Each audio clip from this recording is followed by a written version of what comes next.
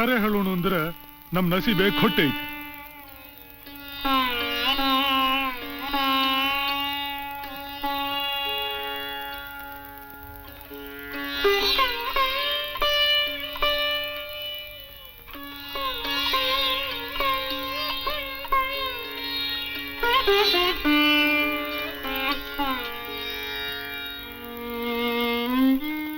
ಬೆಳಿಲಿಕ್ ಮಳಿ ಇಲ್ಲ, ಕುಡಿಲಿಕ್ ನೀರಿಲ್ಲ.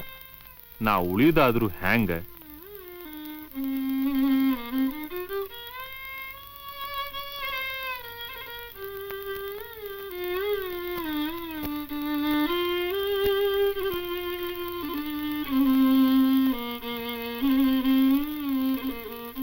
ಇನ್ನೂ 8 ವರ್ಷ ಹಿಂಗ ಬದುಕ್ಬೇಕಪ್ಪ.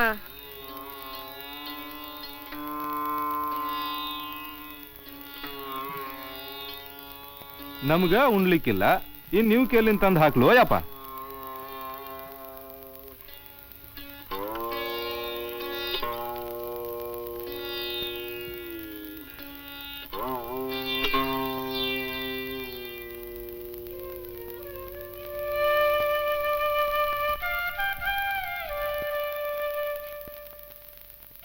ಇದುವರೆಗೂ ಅಜ್ಮಾಸು 10 ಬರ ಕಂಡೀನ್ರಿ. ಈಗ ಉಳ್ದಾಕಿ ನಾನು ಒಬ್ಳೇ ನೋಡ್ರಿ. ಬರಗಾಲದ ಬೇಗುದಿಯಲ್ಲಿ ಬೆಂದು ನೊಂದಿರುವ ಬಿಜಾಪುರ ಕರ್ನಾಟಕದ ಅತಿ ದೊಡ್ಡ ಜಿಲ್ಲೆ.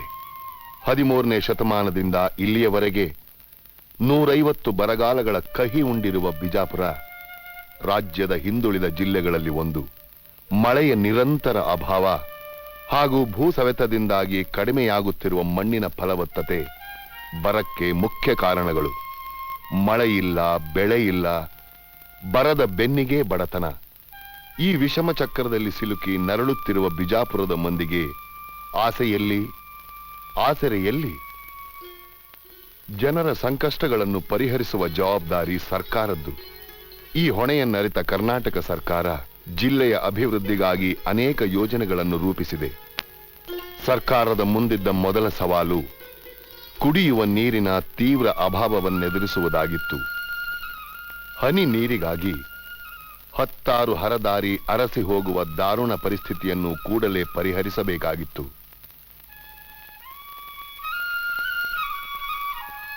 ಲಭ್ಯ ಅಂತರ್ಜಲದ ಪೂರ್ಣ ಪ್ರಯೋಜನ ಪಡೆಯಲು ನಿರ್ಧರಿಸಿದ ಸರ್ಕಾರ 1983ರಿಂದ 86ರ ನಡುವಣ ಅವಧಿಯಲ್ಲಿ 1668 ಕೊಳವೆ ಬಾವಿಗಳನ್ನು ತೋಡಿಸಿದೆ. ಜೊತೆಗೆ ಸಣ್ಣ ನೀರು ಪೂರೈಕೆ ಯೋಜನೆಯಡಿಯಲ್ಲಿ ಅಭಾವ ಪೀಡಿತ ಹಳ್ಳಿಗಳಲ್ಲಿ ಟ್ಯಾಂಕುಗಳನ್ನು ಕಟ್ಟಿಸಿ ಅವುಗಳ ಮೂಲಕ ನೀರನ್ನು ಪೂರೈಸಿ ಪರಿಸ್ಥಿತಿಯನ್ನು ಸಮರ್ಥವಾಗಿ ಎದುರಿಸಿದೆ. ಭೂಮಿ ಬರಡಾದಾಗ ದುಡಿಯುವ ಕೈಗಳಿಗೆಲ್ಲಿ ಕೆಲಸ? ನಿರುದ್ಯೋಗಿ ರೈತರಿಗೆ ಕೆಲಸ ಒದಗಿಸುವ ಸಲುವಾಗಿ ವಸತಿ ಗೃಹಗಳ ನಿರ್ಮಾಣ, ಸಣ್ಣ ನೀರಾವರಿ ಕೆರೆಗಳನ್ನು ಕಟ್ಟುವುದು, ಹಳೆ ಕೆರೆಗಳ ದುರಸ್ತಿ, ರಸ್ತೆ ಮತ್ತು ಸೇತುವೆಗಳ ನಿರ್ಮಾಣಗಳಿಂದಾಗಿ ಜನತೆಗೆ ಉದ್ಯೋಗದ ಜೊತೆಗೆ ಜಿಲ್ಲೆಯಲ್ಲಿ ಶಾಶ್ವತ ಆಸ್ತಿಗಳನ್ನೂ ಸರ್ಕಾರ ನಿರ್ಮಿಸಿದೆ.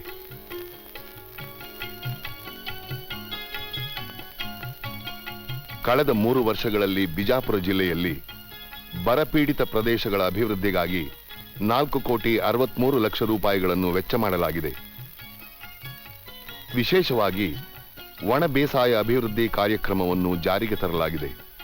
ಈ ಯೋಜನೆಯಲ್ಲಿ ಮೇಲ್ಮಣ್ಣು ಕೊಚ್ಚಿ ಹೋಗದಂತೆ ಕೊರಕಲು ನಿರ್ವಹಣೆ ಒಡ್ಡುಗಳನ್ನು ಕಟ್ಟುವುದು, ನೀರಿನ ವೇಗವನ್ನು ತಡೆಯಲು ಭೂಮಿಯನ್ನು ಸಮಮಟ್ಟಗೊಳಿಸುವುದು,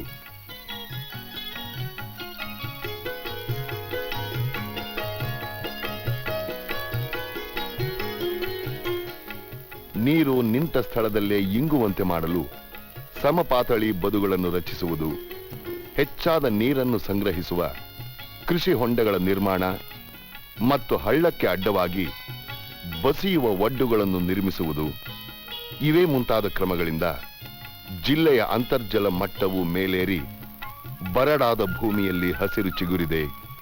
ಬತ್ತಿದ ಬಾವಿಗಳಲ್ಲಿ ನೀರಿನ ಸೆಲೆ ಉಕ್ಕುತ್ತಿದೆ.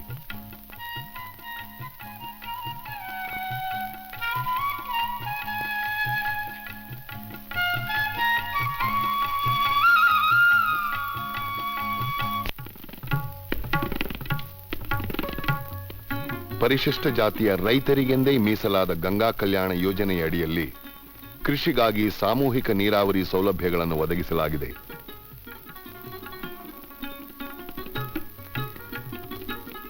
ಎತ್ತರ ಪ್ರದೇಶಗಳಿಗೆ ನೀರು ಹಾಯಿಸುವ ಏತ ನೀರಾವರಿ ಯೋಜನೆ ರಂಜಣಗಿ ಮತ್ತು ಕಡಣಿಗಳಲ್ಲಿ ಈಗಾಗಲೇ ಕೆಲಸ ಮಾಡಲಾರಂಭಿಸಿದ್ದು, ಇದರಿಂದ ರೈತರು ಅಧಿಕ ಇಳುವರಿ ಪಡೆಯುತ್ತಿದ್ದಾರೆ.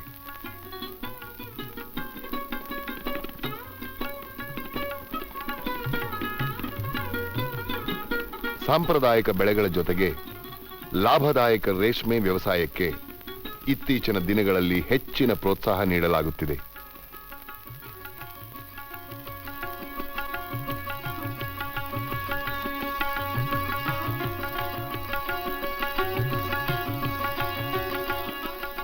ಆಶ್ಚರ್ಯದ ಸಂಗತಿ ಎಂದರೆ ಬಿಜಾಪುರ ಜಿಲ್ಲೆಯಲ್ಲಿ 5 ನದಿಗಳು ಹರಿದರೂ ನೀರಾವರಿಯ ಸೌಲಭ್ಯ ಸೀಮಿತವೆಂದೇ ಹೇಳಬಹುದು.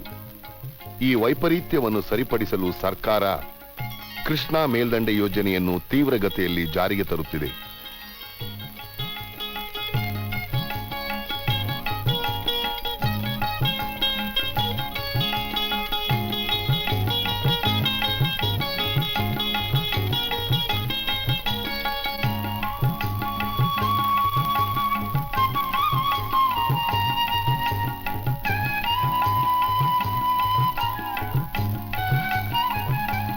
ಶಾಶ್ವತ ಬರ ಪರಿಹಾರ ಯೋಜನೆಯಾದ ಅರಣ್ಯಾಭಿವೃದ್ಧಿಗೆ ಜಿಲ್ಲೆಯಲ್ಲಿ ಇದುವರೆಗೂ 155 ಲಕ್ಷ ರೂಪಾಯಿಗಳನ್ನು ವೆಚ್ಚ ಮಾಡಲಾಗಿದೆ.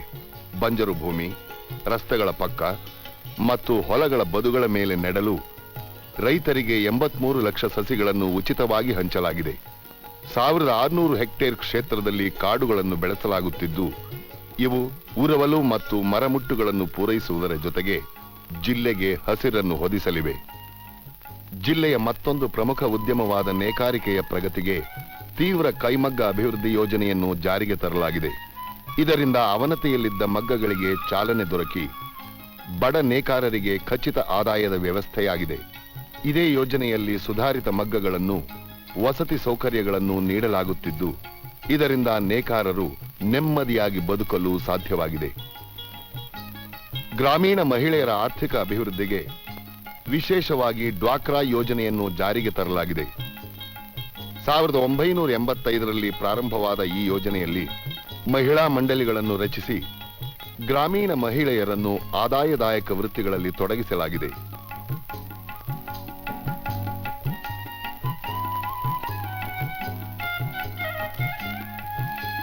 ಇದರಿಂದ ಮಹಿಳೆಯರ ತನ್ಮೂಲಕ ಕುಟುಂಬದ ಆರ್ಥಿಕ ಸುಧಾರಣೆಯಾಗಿದೆ.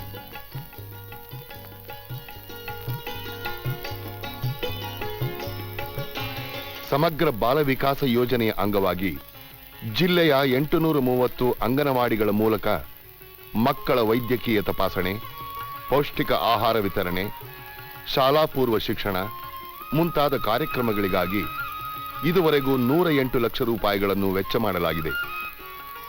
ಮಕ್ಕಳಿಗೆ ಉಚಿತ ವಿದ್ಯಾಭ್ಯಾಸದ ಜೊತೆಗೆ ಪಠ್ಯಪುಸ್ತಕ ಮತ್ತು ಸಮವಸ್ತ್ರ ನೀಡಿಕೆ ಯೋಜನೆಗಳಿಂದ ಜಿಲ್ಲೆಯಲ್ಲಿ ವಿದ್ಯಾರ್ಥಿಗಳ ಸಂಖ್ಯೆ ಗಮನಾರ್ಹವಾಗಿ ಹೆಚ್ಚಿದೆ.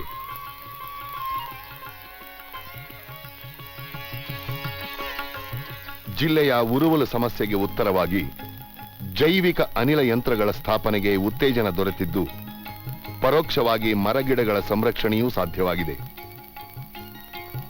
ಇದೀಗ ಜಿಲ್ಲೆಯಲ್ಲಿ ಕೈಗಾರಿಕೋದ್ಯಮಗಳು ಹೆಚ್ಚುತ್ತಿದ್ದು, ಇದುವರೆಗೆ 835 ಸಣ್ಣ ಉದ್ಯಮಗಳಲ್ಲಿ 290 ಲಕ್ಷ ರೂಪಾಯಿಗಳನ್ನು ತೊಡಗಿಸಲಾಗಿದೆ.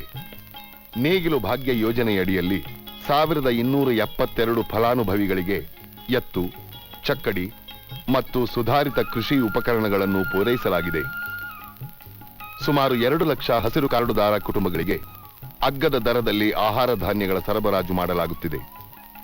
ಅಂತ್ಯೋದಯ ಯೋಜನೆಯಡಿಯಲ್ಲಿ 34 ಲಕ್ಷ ರೂಪಾಯಿಗಳ ಧನ ಸಹಾಯದಿಂದ ಹೈನುಗಾರಿಕೆ ಮುಂತಾದ ಆದಾಯ ಹೆಚ್ಚಿಸುವ ಕಾರ್ಯಕ್ರಮಗಳನ್ನು ಹಮ್ಮಿಕೊಳ್ಳಲಾಗಿದೆ. ಹಳ್ಳಿಗಳ ವಿದ್ಯುದೀಕರಣ ಯೋಜನೆಯಲ್ಲಿ 627 ಹಳ್ಳಿಗಳಿಗೆ ವಿದ್ಯುತ್ ಸಂಪರ್ಕ ಕಲ್ಪಿಸಲಾಗಿದೆ. ಭಾಗ್ಯಜ್ಯೋತಿ ಯೋಜನೆಯಡಿಯಲ್ಲಿ 9386 ಮನೆಗಳು ಬೆಳಕು ಕಂಡಿವೆ.